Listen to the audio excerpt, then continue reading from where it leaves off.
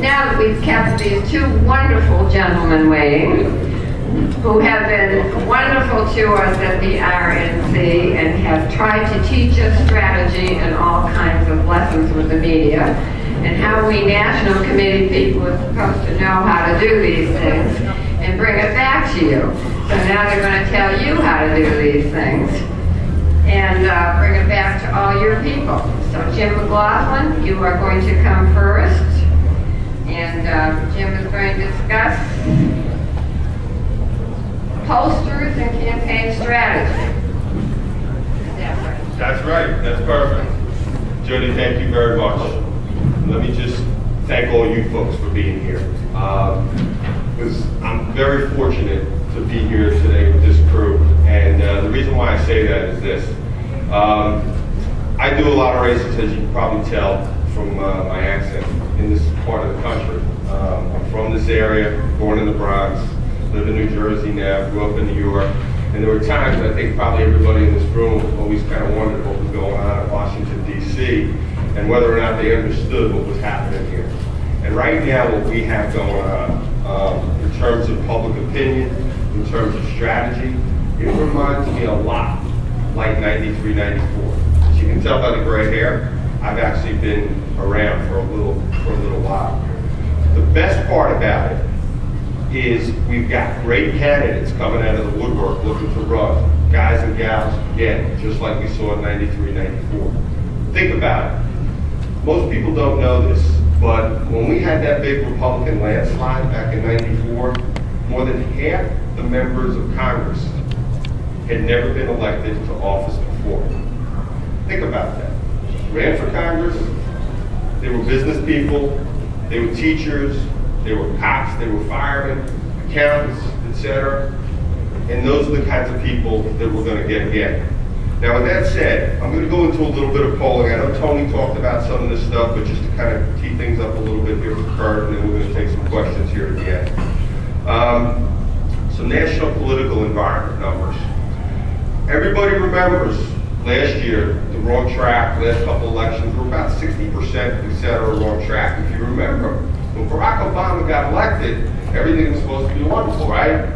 We're going back to the days of Camelot. Everybody loved all the good stuff that Barack Obama and Nancy Pelosi are doing, etc.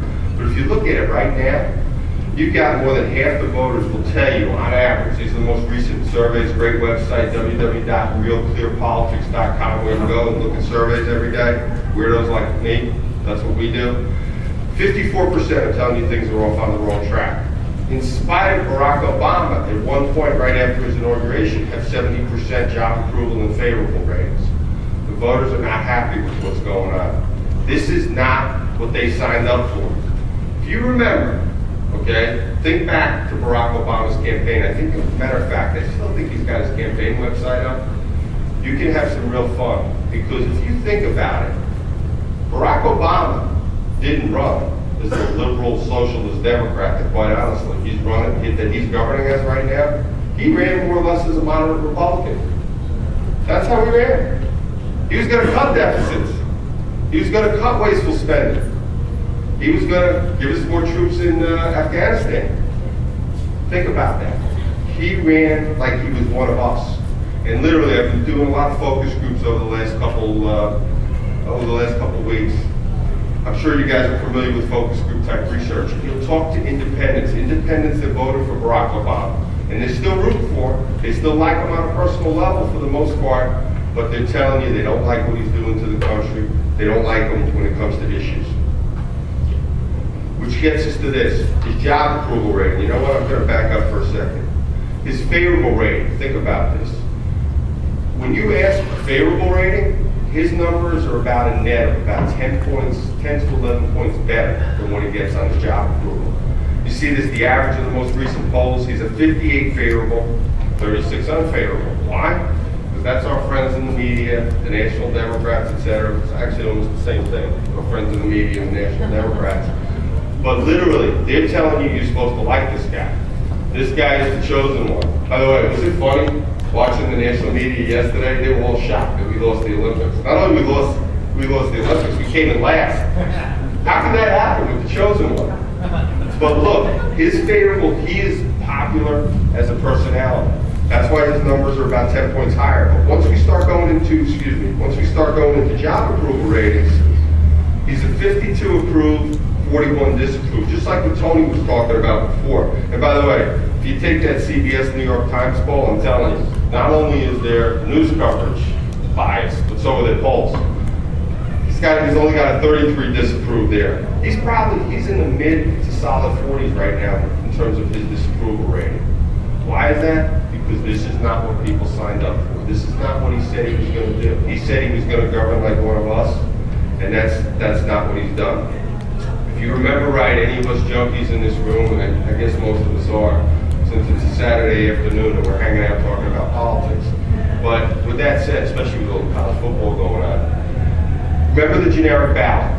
We were down over double digits going into both the 06 and the 08 elections. Right now, it's within the margin of error. It's 42 for the Democrat, 39 for the Republican. The interesting part is this is significantly better at this point in time than what we were doing in '93. If you looked at it in terms of a typical time. And Rasmussen, whose polls are actually usually fairly accurate, even though he does the robocall stuff, one of the things he does, he actually talks to likely voters, which some of these other guys don't always talk to likely voters. Rasmussen actually has the Republicans up 2 right now. And one of the reasons why you're seeing that, we're seeing it in Virginia, we're seeing it in New Jersey right now. The Republican base, just like the Democratic base, was energized and enthused over the last couple of years. Now we're seeing our base is energized and enthused right now because they don't like the direction that Barack Obama and his buddy Nancy Pelosi are taking the country. But that said, what happens when you look at Congress's job approval? 64%, nearly 2/3 of Americans, on average, disapprove of what Congress is doing right now. You want to be the outsiders in terms of political strategy right now. Even when you have incumbents, you want to make sure you're running against the system. We're the reformers. That's what we have to be. That's what we were back in '94. And that's when we had all these good Republican governors get elected across the country in the '94 elections. It was all about us being the party of ideas, the party of issues, the people that were going to change things. And by the way, it's more about reform right now. It's a little bit better than the word change. And the reason is because Barack Obama's unfortunately given the word change, he's given it a bad connotation. This is the New Jersey governor's race. There's 2 big races, as probably most of us know. New Jersey governor's race and the Virginia governor's race. And we're ahead of both races. We're up by about 4 points right now. There's actually a third-party candidate in there, a guy by the name of Chris Daggett.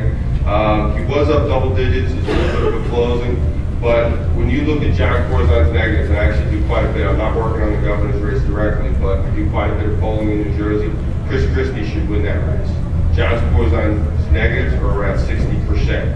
And just to give somebody an idea, anybody know when the last time the Republicans got a majority of the vote in New Jersey in a statewide election? What's that? Now, Christie Whitman never got a majority of the vote. 1988, George Bush, when he was running for president, because the voters wanted another 4 years, quite honestly, Ronald Reagan. So that was the last time the Republicans got a majority of the vote. I still think, even though Christie is in about the mid-40s right now, I think he's really got a shot at getting the majority of the vote this time. And when you look at all these polls, even though they're showing some closing, if you're an incumbent governor, you're basically stuck at about 40–41% of the electorate. No matter how much money you spend, you're in trouble. Speaking of which, the governor's race in Virginia, I know probably a lot of you following this race also. The Republican Bob McDonald is up when you look at the polls on average. It's pretty similar to what I'm seeing in the local races. He's up by about 8 points. Some of you guys may have forgotten, but Barack Obama actually won Virginia in the last presidential election. Just goes to show you how the pendulum is swung. Now I want to get into some of the issue stuff. Just to give you an idea, there is not a survey I have done since the collapse of Lehman Brothers last year. I don't care what it is, whether I'm doing a sheriff's race in Palm Beach County, Florida, or a governor's race out in California. The #1 issue is always some sort of an economic issue. Always.